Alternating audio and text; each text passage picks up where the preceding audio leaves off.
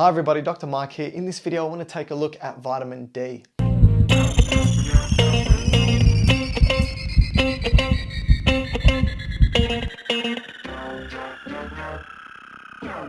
So remember, vitamin D is one of the 4 fat-soluble vitamins. D, E, K, and A. And a vitamin is a nutrient that we require in very small amounts that we cannot produce ourselves, but we need it for normal growth and development.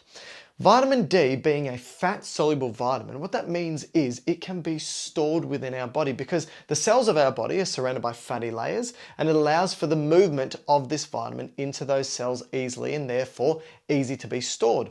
Water-soluble vitamins, however, they often get excreted from the body quite quickly. That's one of the major differences. So when we look at vitamin D, first thing you need to be aware of is that the main way that we get vitamin D is through UV exposure or our exposure to sunlight. So this is going to be the first step in the synthesis of a precursor vitamin D to an active vitamin D. We can get some from the food that we eat from animal and plant products, but it's quite minimal, but I'll get there in a second. So our exposure to UV light is going to trigger the conversion of a cholesterol that's present in our skin, in our epidermis, called 7-dehydrocholesterol. What the UV light does is it turns 7-dehydrocholesterol into something called cholecalciferol. So cholecalciferol will now be floating around in our bloodstream. Now, when it's floating around in our bloodstream, it's ultimately going to get to our liver. And in our liver, cholecalciferol, which is also known as vitamin D3, still not active yet. It's inactive. Once it gets to the liver, it comes across an enzyme. Now, this enzyme is called 25-hydroxylase. And what it does is it gives a hydrogen to the 25th carbon of this cholecalciferol molecule, this cholesterol molecule. And it turns cholecalciferol into something called 25-hydroxycholecalciferol. 25-hydroxycholecalciferol, which is also known as calcifediol.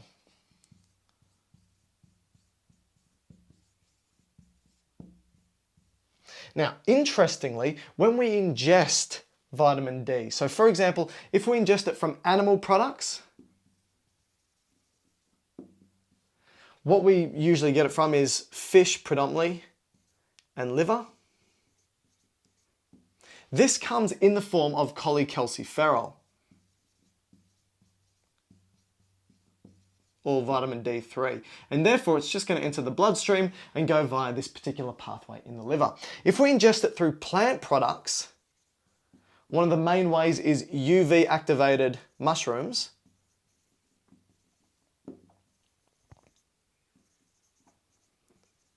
We actually get ergocalciferol, not cholecalciferol. Ergocalciferol, and this is actually vitamin D2. And this will travel to the liver and undergo this hydroxylation through 25-hydroxylase and then go via this calcifediol, which means once this is produced, it then moves to the kidneys. So we've got calcifediol, also known as 25-hydroxycholecalciferol, traveling to the kidneys. It comes across another enzyme in the kidneys, which is called 1-alpha-hydroxylase. And what 1-alpha-hydroxylase does is it gives a hydrogen to the first carbon of this calcifediol. So now we have a molecule which is 1,25-hydroxycholecalciferol, which is a mouthful, but it's also known as calcitriol. Now what we have is an active form of vitamin D. Important point, these enzymes here, really important because you're always going to go through this process and turn into calcifidiol, this 25-hydroxycholecalciferol. We're always going to go to this point when you're exposed to sunlight, but that means this enzyme is always going to be activated in the liver. But this enzyme in the kidneys, specifically, it's produced by what's called the proximal convoluted tubule cells. This 1-alpha hydroxylase, that needs to be stimulated to be active. Right, so what that means is when you get a blood test for vitamin D, you are not actually testing often, you're not testing calcitriol or 1,25-hydroxycholecalciferol, you're actually calcifidiol, 25-hydroxycholecalciferol, that's the one you're actually getting tested for because you're always going to be producing that at all times. So that's a good indicator of your baseline vitamin D, at least precursor. If you've got a problem with calcium, which I'm going to talk about in a sec, then they may test this one down the track. So this gets activated. Now the question is, what activates this? Well, we'll get there in a second because we need to now talk about what does the active form of vitamin D, calcitriol, do? That will tell us here. What it needs to do is it needs to increase calcium in the blood. It needs to increase phosphate in the blood. Two really important points.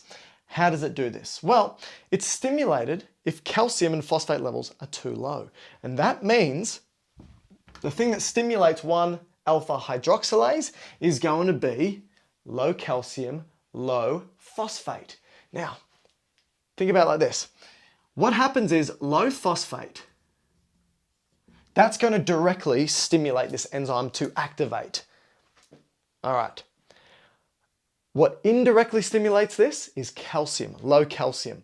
So when calcium levels are low, it actually travels to the parathyroid gland. So you've got your trachea and you've got your thyroid that hugs the front of your trachea. Behind your thyroid, you've got the parathyroid gland. So I'm going to draw the back of your trachea.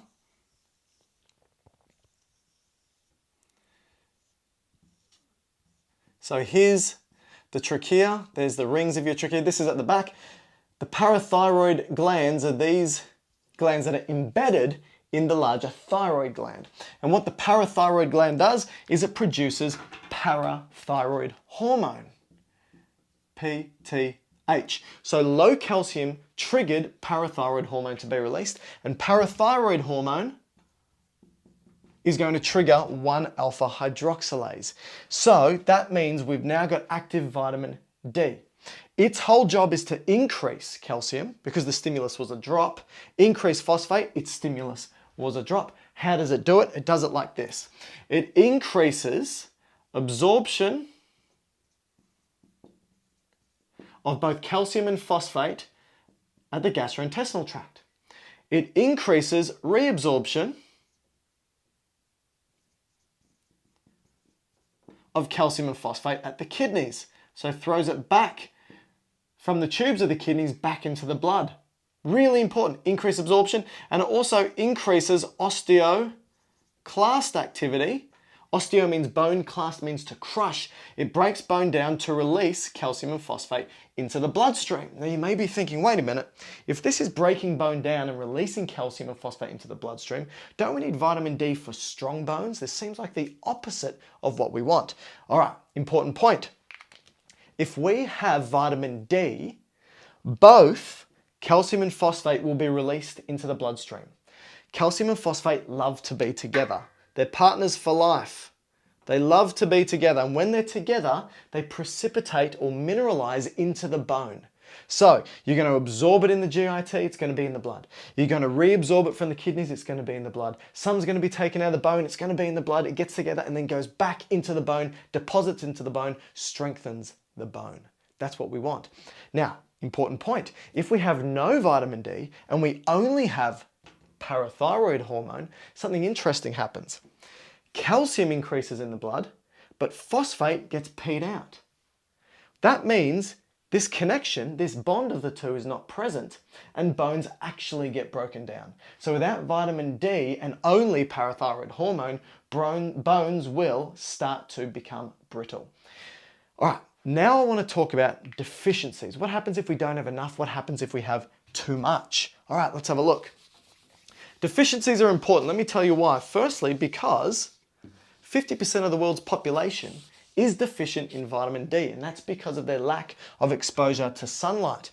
The color of your skin actually changes how much vitamin D you produce. If you have lighter skin, you'll produce 5 times more vitamin D than somebody with darker skin. And this has to do with where the individual is in the world and their exposure to that sunlight. So let's first talk about deficiencies. So, a deficiency, what can cause it? Well, lack of sunlight, obviously. Lack of UV light. It can be caused if you've got a problem with fat absorption. Now, why? What does this mean? Vitamin D is a fat-soluble vitamin. It needs fat in order to be absorbed from the intestines into the lymphatic system, then to go from the lymphatic system into the bloodstream and into the tissues of the body. If you've got a problem with fat absorption, so what could that be? An issue with your bile, for example, or maybe it's a problem with your intestinal tract. Doesn't allow you to absorb fats. This can have a problem and lead to diminished vitamin D, and maybe you're not getting enough vitamin D from the diet. Now, the main issue here with the deficiency is going to be the exposure to UV light. So the question then is, how much vitamin D should we be having? So somebody under 1 year of age, around about 400 international units. 600 international units if you're between 1 to 70 years, and 800 international units if you're above 70 years of age. So what happens if you don't have enough vitamin D? Well, you can have something called rickets if you're a child, or you can have something called osteomalacia if you're an adult. It's basically the same thing, right? Both are vitamin D deficiencies that result in issues with bone. Now here's the thing, if it happens in a child, their bone has not matured yet. So there's a lot of collagen and not a lot of the hard stuff, the solidified, mineralized bone tissue from the calcium and phosphate. So if somebody doesn't have enough vitamin D and the calcium and phosphate is leaving, it's still collagenous, so it's bendy. So somebody with rickets gets bendy bones because they're a child and the bone hasn't matured. Somebody with osteomalacia, this is an adult. So rickets happens in children, osteomalacia as an adult. The bone has mineralized and has hardened.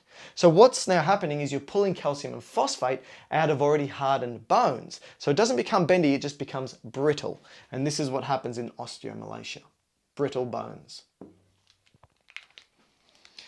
All right, so the best way to get vitamin D, especially if you have one of these disorders, is through supplementation. Obviously UV exposure, but supplementation as well. Now what this also means is anytime you're exposed or start to ingest supplements, you have the risk of overdosing. Overdosing vitamin D, very bad, very toxic. It's one of the worst types of toxicities you can get from having too much vitamin. So let's have a look at what happens when you have too much vitamin D.